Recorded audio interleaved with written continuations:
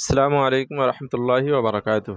محترم سامعین حضرات، آج میں آپ کو بتانے والا ہوں کہ اللہ رب العزت کا خوف کس طرح اپنے دل میں پیدا کریں، اور خوف کی حقیقت کیا ہے، اور اللہ رب العزت کا خوف ہمارے دل میں کس طرح پیدا ہوگا، اور کس طرح اللہ رب العزت سے ہمیں ڈرنی چاہیے، اور کس طرح ہم اپنے دل میں خوف کو پیدا کریں۔ آئیے اس کے بارے میں قرآن و حدیث کی روشنی میں آپ کو بہت ساری معلومات دیتا ہوں۔ سماعت فرمائیں اور لاسٹ تک ویڈیو کو ضرور دیکھیں۔ اللہ تعالیٰ کا خوف ایمان کی سب سے بڑی نعمتوں میں سے ایک ہے۔ یہ ایسا خوف نہیں ہے جو انسان کے دل کو مایوس کر دے، انسان کو رنجیدہ میں ڈال دے۔ یہ ایسا خوف ہے جو گناہوں سے روکے، نیکی کی طرف لے جائے، اور اللہ تعالیٰ کی رحمت کی امید پیدا کرے۔ اللہ رب العزت قرآن کریم میں ارشاد فرماتا ہے، انما یخشی اللہ من عبادہ العلماء، بے شک اللہ سے اس کے بندوں میں وہی لوگ ڈرتے ہیں جو علم والے ہیں۔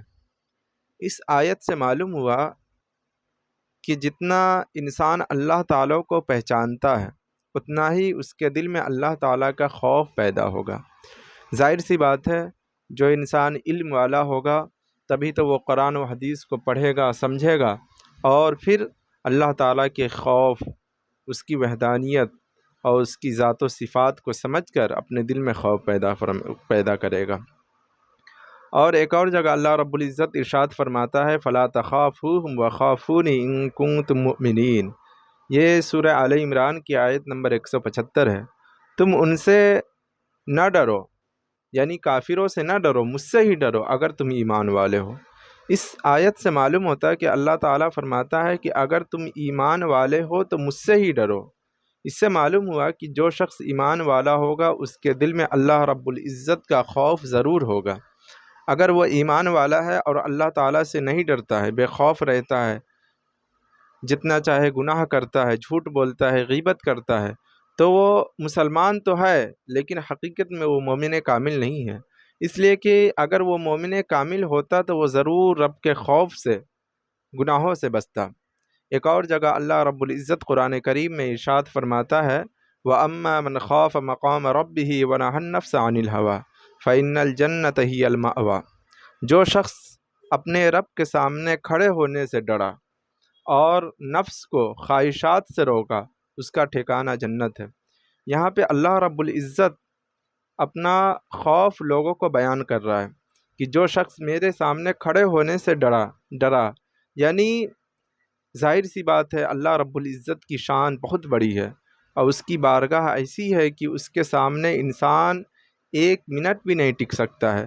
تو جب اس کے سامنے کھڑے ہو کر اللہ رب العزت اپنا سوال کرے گا، میں نے تجھے اتنی بڑی زندگی دی، تو نے میرے لیے کیا کیا؟ تو یہاں پہ وہی اللہ رب العزت ارشاد فرماتا ہے، وَأَمَّا مَنْ خَافَ مَقَامَ رَبِّهِ وَنَهَى النَّفْسَ عَنِ الْهَوَىٰ۔ تو جو شخص میرے سامنے کھڑے ہونے سے ڈرا اور اپنے نفس کو خواہشات سے دور رکھا، یعنی گناہوں سے دور رکھا، اس کا ٹھکانہ جنت ہے۔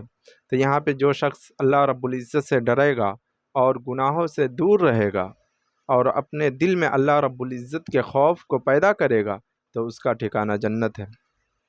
آئیے اب حدیث پاک سے کچھ باتیں سماعت فرمائیے۔ اللہ کے حبیب صلی اللہ تعالیٰ علیہ وسلم ارشاد فرماتے ہیں، 7 لوگوں کو اللہ تعالیٰ اپنے عرش کے سائے میں جگہ دے گا۔ اب ان 7 لوگوں میں سے ایک وہ بھی ہے جو تنہائی میں اللہ تعالیٰ کو یاد کرے اور اس کے آنکھوں سے آنسو بہنے لگے۔ یہ بخاری اور مسلم کی حدیث پاک ہے۔ یہاں پہ کتنی بڑی بات ہے، اللہ کے حبیب نے فرمایا کہ 7 لوگوں کو اللہ تعالیٰ اپنے عرش کے نیچے جگہ دے گا، یعنی کل میدان محشر میں جب نفسا نفسی کا عالم ہوگا، سورج ہمارے سر کے اوپر ہوگا، تو اس وقت ان 7 لوگوں کو اپنے عرش کا سایہ نصیب فرمائے گا۔ تو ان میں سے ایک شخص وہ بھی ہوگا جو تنہائی میں اللہ کو یاد کر کے آنکھوں سے آنسو بہائے، اللہ رب العزت کے خوف سے، اس کے ڈر سے۔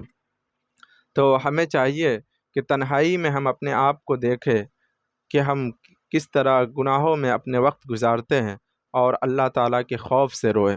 ایک اور حدیث پاک ہے، اگر تم وہ جان لیتے جو میں جانتا ہوں تو تم کو تو تم کم ہنستے اور زیادہ روتے۔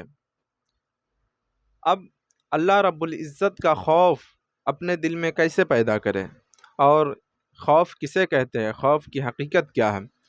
اللہ تعالیٰ کا خوف یہ نہیں ہے کہ انسان ڈرتا رہے، بلکہ یہ ہے کہ اللہ رب العزت کے احکام پر سختی سے عمل کرے، ہمیں جس کام کے کرنے کا حکم دیا گیا ہے اس کو کرے، اور جس سے منع کیا گیا ہے اس کو ہرگز نہ کرے۔ جیسے گناہوں سے بچے، ہر گناہ چھوٹی ہو یا بڑی، جیسے چغلی، غیبت، جھوٹ، حسد، گالی، شراب، بے حیائی، چوری، حرام کمائی، سود خوری، کسی پر تہمت لگانا، ان سب چیزوں سے بچنا، یہ سب خدا کا خوف ہے۔ اس لیے کہ ظاہر سی بات ہے، ہم خدا سے ڈریں گے، اس کا خوف ہمارے دل میں پیدا ہوگا، تبھی تو ہم گناہوں سے بچیں گے۔ انسان جب اس کے دل سے رب کا خوف نکل جاتا ہے تو وہ گناہوں کا عادی ہو جاتا ہے۔ جس طرح ابھی لوگ اگر کچھ گناہ کرے، اس کو بول دیجئے کہ یہ گناہ ہے، اس سے بچو، نہیں تو تم مرنے کے بعد تم سے اس کا حساب لیا جائے گا۔ تو ابھی کچھ لوگ اس طرح ہو گئے کہ وہ کہتے ہیں کہ جو ہوگا دیکھ لیں گے، یعنی وہ اتنا آسان سمجھتے ہیں مرنے کے بعد حساب و کتاب کو۔ ابھی آپ کو میں نے قرآن مقدس کی آیت کریمہ پڑھ کے سنایا تھا کہ وَأَمَّا مَنْ خَافَ مَقَامَ رَبِّهِ وَنَهَى النَّفْسَ عَنِ الْهَوَىٰ، یعنی جو شخص اپنے رب کے سامنے کھڑے ہونے سے ڈرا اور نفس کو خواہشات سے روکا، اس کا ٹھکانہ جنت ہے۔ ظاہر سی بات ہے، اب جو شخص رب کے سامنے کھڑے ہونے سے نہیں ڈرے گا، وہ سوچے گا جو ہوگا دیکھ لیں گے، اور اپنے نفسانی خواہشات کو بھی نہیں روکے گا، تو اس کا ٹھکانہ یقیناً جہنم میں ہے۔ اور اللہ رب العزت کا خوف دل میں پیدا کرے، نماز کی پابندی کرے، گناہوں سے بچے، حلال کمائی کرے، والدین کی خدمت کرے، لوگوں کے حقوق ادا کرے، ہر وقت یہ احساس رکھے کہ اللہ مجھے دیکھ رہا ہے۔ حضرت عمر رضی اللہ تعالیٰ عنہ فرمایا کرتے تھے، اگر دریائے فرات کے کنارے ایک کتا بھی بھوکا مر گیا تو مجھے ڈر ہے کہ اللہ قیامت کے دن مجھ سے اس کے بارے میں پوچھے گا۔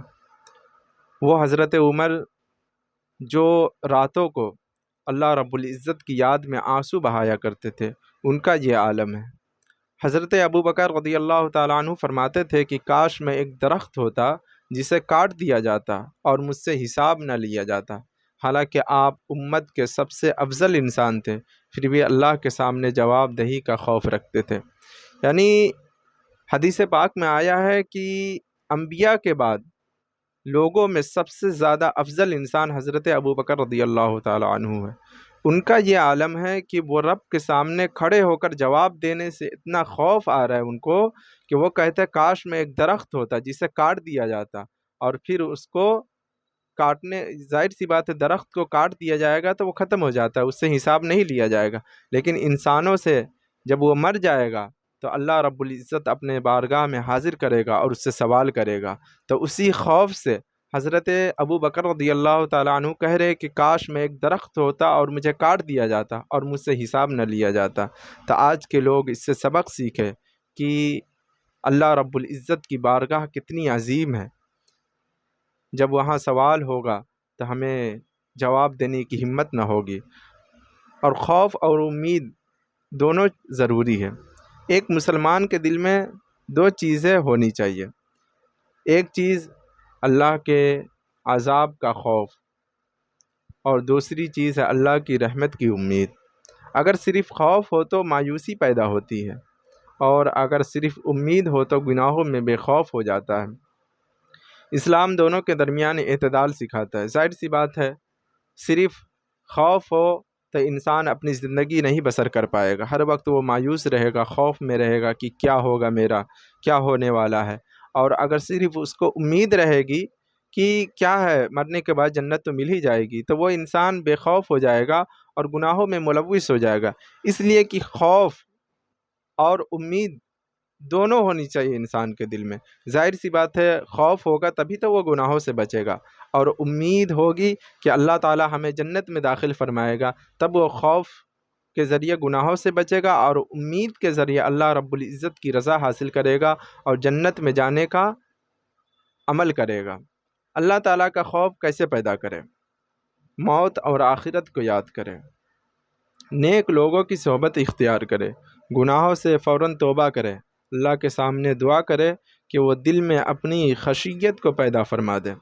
اللہ تعالی ہمیں ایسا دل عطا فرمائے جو اس کی عظمت سے کانپنے والا ہو، ایسا خوف عطا فرمائے جو گناہوں سے بچائے، اور ایسی امید عطا فرمائے جو ہمیں اس کی رحمت سے کبھی مایوس نہ ہونے دے۔ اللہ تعالی ہم سب کے دلوں میں اپنے خوف کو پیدا فرما دے، اور ہمیشہ یہ ذہن میں رہے کہ اللہ ہمیں دیکھ رہا ہے۔ اگر یہ ذہن میں آپ محفوظ کر لیں گے کہ اللہ ہمیں ہر وقت دیکھ رہا ہے، تو ظاہر سی بات ہے جب آپ گناہوں کی طرف بڑھیں گے تو رب کا خوف آپ کے دل میں پیدا ہوگا، تو ضرور وہ قدم پیچھے ہو جائیں گے کہ اللہ کے سامنے میں کیا جواب دوں گا اس کا۔ تو اس لیے ہم سب کو اللہ رب العزت کے خوف سے سبق لینی چاہیے، اور اپنے دل میں خوف پیدا کرے، اور تنہائی میں اللہ رب العزت کے خوف سے روئے۔